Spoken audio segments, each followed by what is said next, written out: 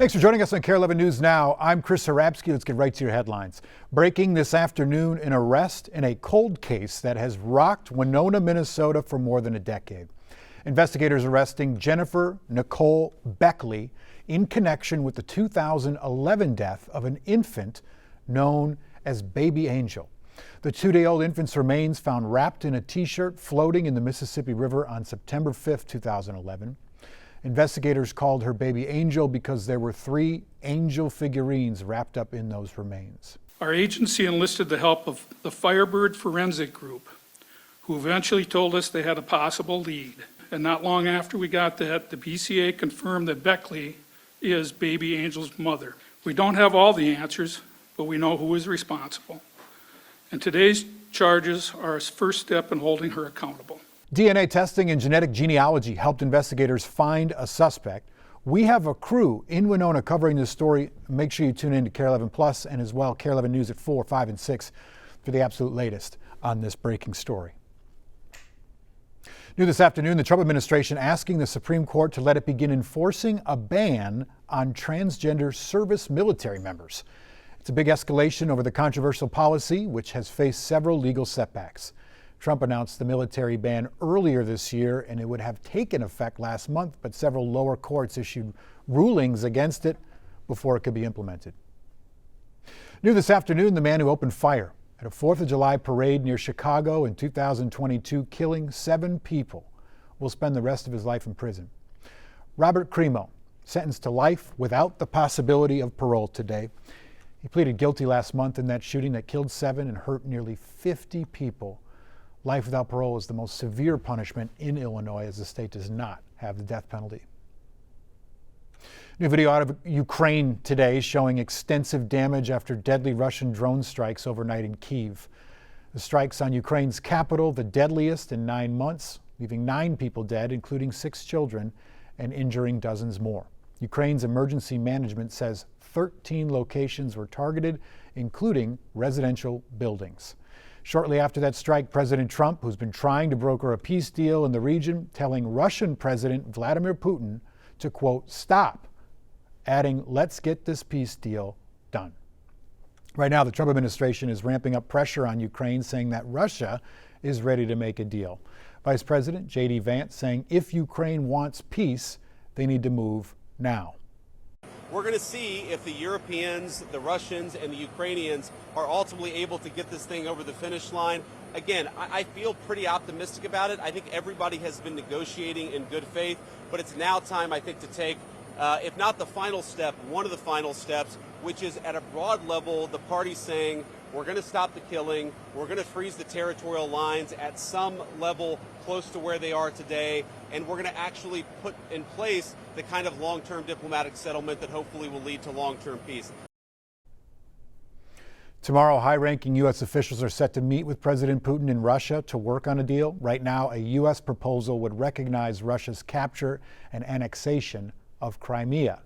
Ukrainian President Zelensky says that violates Ukraine's constitution. Today, a look from Vatican City, where for the second day in a row, thousands of people are lining up for hours to get a few seconds to say a final goodbye to Pope Francis. The pontiff lying in state at St. Peter's Basilica ahead of his public funeral on Saturday. People from all over the world coming in to pay their respects as cardinals prepare to pick which one of them will take over as the new pope. Jay Gray is at the Vatican with more. For the second day, tens of thousands are in and around St. Peter's Square, the line stretching for over a mile today, some waiting for hours to spend just a few seconds filing past the coffin of Pope Francis here. Yesterday, more than 68,000 made that journey, and we expect that number to climb today. So many just anxious to be here, anxious to say thank you. I got up at 4:30 to be here at 5 a.m. like everybody else in this line to pay my respects to Pope Francis, thank him for so much that he's done for the church, I mean for me personally as a Catholic, and to pray for the next Pope. You know, the crowd's really a testimony to the respect and love so many have for this man they called the Pope of the People. He was an original in so many ways. The first Latin American and first Jesuit to be elected Pope. He was also the first to take that name Francis. That was to honor St. Francis of Assisi, a 13th century saint, really known for his poverty, humility, and pursuit of peace. And taking that name really set the tone for his 12 years as the leader of the Catholic faith. That's the latest from here at the Vatican. I'm Jay Gray, NBC News. New today, New Jersey officials announcing an arrest for the devastating Jones Road wildfire that has burned more than 15,000 acres in the state this week. Investigators say the flames sparked from a bonfire that was started by a 19-year-old from Ocean Township. Right now, the Jones Road fire is about 50% contained. Fire officials in the state say this could be the largest wildfire in the state in 20 years. People use drones for all kinds of jobs. We even use them here for some of our news stories. But now the Metropolitan Mosquito Control District is using them to keep the mosquito population in check. Gordon Severson shows us how it's all working. For years, the Metropolitan Mosquito Control District was treating this wetland area near Maple Plain with a helicopter. But for the first time ever this year, they're now treating it with a drone. We do a pre and post checklist.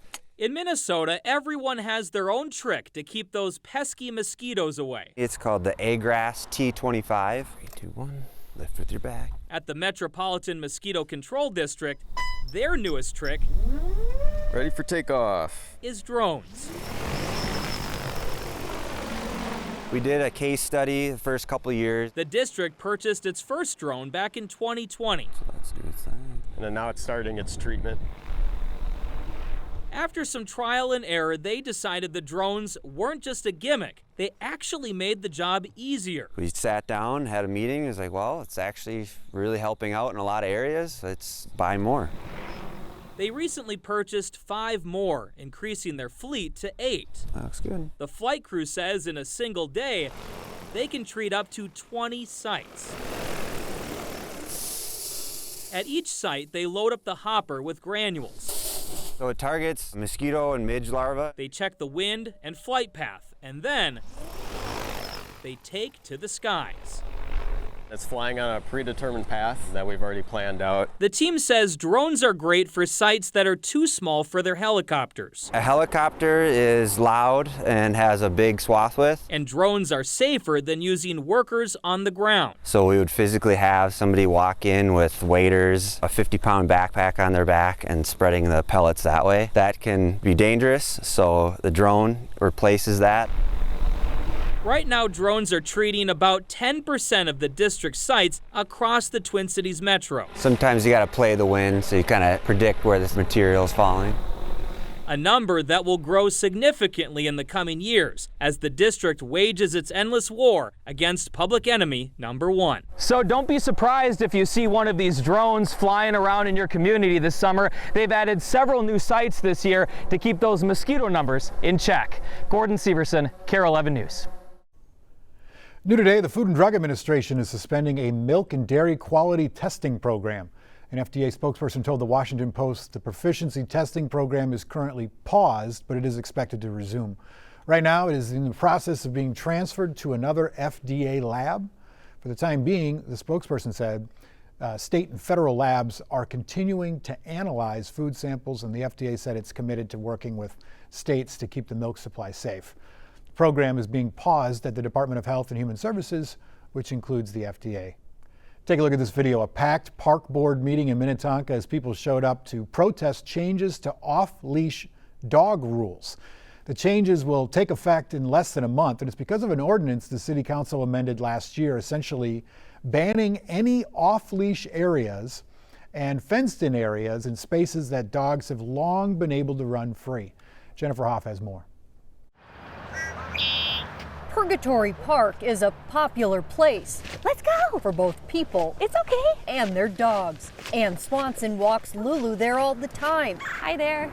Making sure to never miss a meetup. Yeah, they love They love to romp. Yes, they do. Except come May 19th, the rules here are about to change due to a new city ordinance saying dogs can only be off leash in designated areas. It's just such a unique park with natural barriers. The city proposing 2 spots here with fences instead.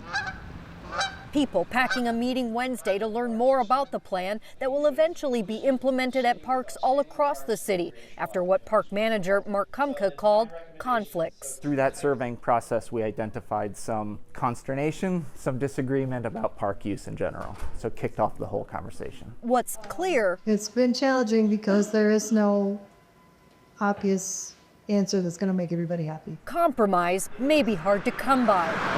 So too, though, is that dogs are truly man's best friend. Almost eight years now. Where they can wander, though, is still up for debate. Really a nice park, and it's only a mile from the house. Oh, she loves it too, yes. Jennifer Hoff reporting there. Hey, stick with us. More news and weather coming up after the break.